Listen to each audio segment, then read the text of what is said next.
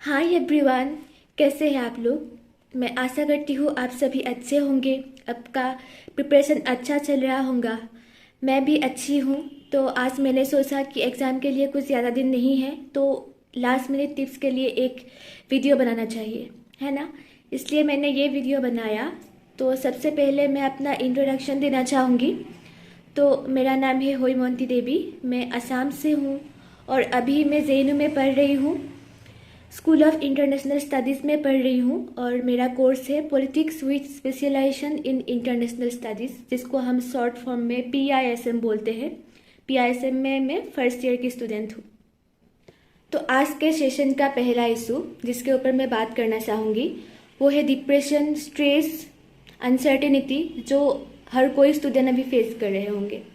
तो इसके ऊपर मैं यही बोलूँगी कि CUET PC एक ऑल इंडिया एग्ज़ाम है। तो यहाँ बहुत कंपटीशन होता है। तो एक ऑल इंडिया एग्ज़ाम से पहले अनसर्टेनिटी, डिप्रेशन, स्ट्रेस फेस करना बहुत नॉर्मल बात है। ये कोई अजीब बात नहीं है, हर कोई के साथ होता है। मेरे साथ हुआ था, बहुत ज़्यादा हुआ था मेरे साथ। तो मैं यही बोलूँगी, जब आपको ऐसा फील होगा कि आपको पढ़ने का मन नहीं हो रहा है, बहुत हो गया, नहीं पढ़ पा रहे हैं, कुछ याद नहीं रह रहे हैं, तो आपको क्या करना है, एक ब्रेक लेना है। ब्रेक लेना बहुत ज़रूरी है। लीजिए, 1 दिन का ब्रेक लीजिए, 2 दिन का ब्रेक लीजिए, कुछ घंटों का ब्रेक लीजिए, ठीक है। बट लेना बहुत ज़रूरी है। ब्रेक लेके आपको गिल्ट फील नहीं करना है, ठीक है। ब्रेक लेना कोई गलती नहीं है। आप एक इंसान हो, एक ह्यूमन हो, ठीक है। आप कोई मशीन नहीं हो कि हर टाइम आप पढ़ते रहोगे, है ना।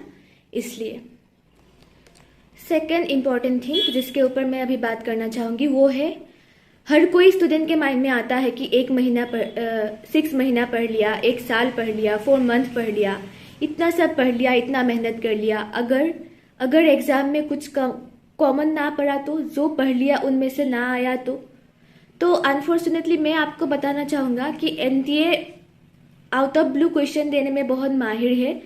तो आप ये सोच के रख सकते हैं कि एग्ज़ाम में लाइक 3-4 तो ऐसा क्वेश्चन आएगा जिसको लेके आपको बिल्कुल आइडिया नहीं रहेगा। तो आपको क्या करना है, उस क्वेश्चंस को देख के डरना नहीं है। अगर आपको नहीं आ रहा है तो आप उस क्वेश्चन में टाइम वेस्ट मत कीजिए, नेक्स्ट क्वेश्चन अटेम्प्ट कीजिए और लास्ट में उस क्वेश्चन को देखिए, अटेम्प्ट कीजिए, ठीक है। बट देख के डरना नहीं है। कंप्यूटर के सामने बैठ के मतलब डरना नहीं है कि कुछ नहीं होगा, क्या हो गया, मेरा एग्ज़ाम खराब गया, नहीं होता है ऐसा। आपको एग्ज़ाम देने टाइम कुछ पता नहीं होता है, जब रिजल्ट आता है तब सब कुछ पता होता है ना। तो उस टाइम आपको जल्दबाजी में स्ट्रेस लेके कुछ नहीं करना है, ठीक है। थर्ड इम्पॉर्टेंट पॉइंट जिसके ऊपर मैं बात करना चाहूँगी वो है, कुछ स्टूडेंट के एक एटीट्यूड रहता है लाइक कि जेएनयू नहीं तो कुछ नहीं, जेएनयू में सीट मिलेगा तभी पढ़ने जाऊंगा, नहीं तो बाकी कुछ यूनिवर्सिटी में, कुछ भी यूनिवर्सिटी में मैं एडमिशन नहीं लूँगा, फिर से ड्रॉप लूँगा, फिर से CUET दूंगा, फिर से जेएनयू नहीं मिलेगा, फिर से ड्रॉप लूँगा। ऐसा एटीट्यूड नहीं रखना है, ठीक है। आपको 1-2 साल का ड्रॉप लेना है, लीजिए, बट 3-4-5 साल तक ड्रॉप लेके जेएनयू के लिए पढ़ना, ये सब रैशनल बातें नहीं है, ये सब मत कीजिएगा। जेएनयू के अलावा भी और बहुत सारा यूनिवर्सिटी है।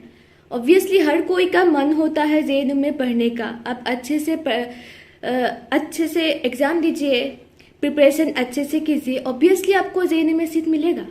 बट आपके लाइफ से जेएनयू ज़्यादा इम्पोर्टेंट, ऐसा एटीट्यूड आपको नहीं रखना चाहिए। अभी आप लोगों का एग्ज़ाम बहुत पास है, तो मैं यही बोलूँगी कि अब आप लोग कुछ नया टॉपिक मत पढ़िए। जो पढ़ लिया इन दिनों में, जो पढ़ लिया उसको रिवाइज कीजिए, जो MCQ आप लोगों ने सॉल्व किया उसको रिवाइज कीजिए। बट कुछ नया टॉपिक जो बहुत टफ है, ठीक है, वो नहीं पढ़ना है अभी। टाइम वेस्ट होगा, ऑब्वियसली टाइम वेस्ट होगा। और खुद के ऊपर विश्वास रखिए कि सब अच्छा होगा, वो बहुत ज़रूरी है। नेक्स्ट डाउट ये रहता है कि एग्ज़ाम में कितना क्वेश्चन अटेम्प्ट करना है। तो मैं बोलूँगा कि स्ट्रेट फॉरवर्डली मैं आपको ये बोलूँगा कि आपको ज़्यादा से ज़्यादा क्वेश्चन अटेम्प्ट करना है। चाहिए तो आप 75 क्वेश्चन अटेम्प्ट कीजिए। कुछ आपको अगर ठीक लगे, लाइक कुछ नहीं आ रहा है तो 1-2 स्किप कीजिए। बट मेजोरिटी क्वेश्चन अटेम्प्ट कीजिए। और तुक्का लगाना ज़रूरी होता है कुछ कुछ सिचुएशन में, क्योंकि आपको ऐसा क्वेश्चन मिलेगा जो आपको लाइक नहीं आता होगा अच्छे से। मैंने खुद तुक्का लगाया था, आप लोगों को भी लगाना पड़ेगा, रिस्क लेना पड़ेगा, ठीक है। यही बात है कि मेजोरिटी क्वेश्चन अटेम्प्ट कीजिए। अभी आप लोगों को जो बात बताने चाह रही हूँ वो है कि एमसीक्यू सोल्व करने के टाइम जो आंसर पहले माइंड में आता है वही सही होता है मेजोरिटी टाइम। एग्जाम में भी आपके साथ यही होगा। आपको ऐसा लगेगा कि पहले आपने एक एमसीक्यू का आंसर सही किया, ठीक है, सही या गलत आपको पता नहीं है, पहले माइंड में जो आया आपने उसको टिक किया।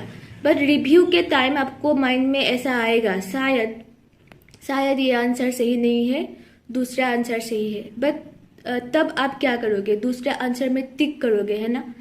बट तब गलत होने का चांसेस बढ़ जाता है। आपके माइंड में एमसीक्यू देख के पहले ही जो आंसर आता है वही मेजोरिटी टाइम सही होता है।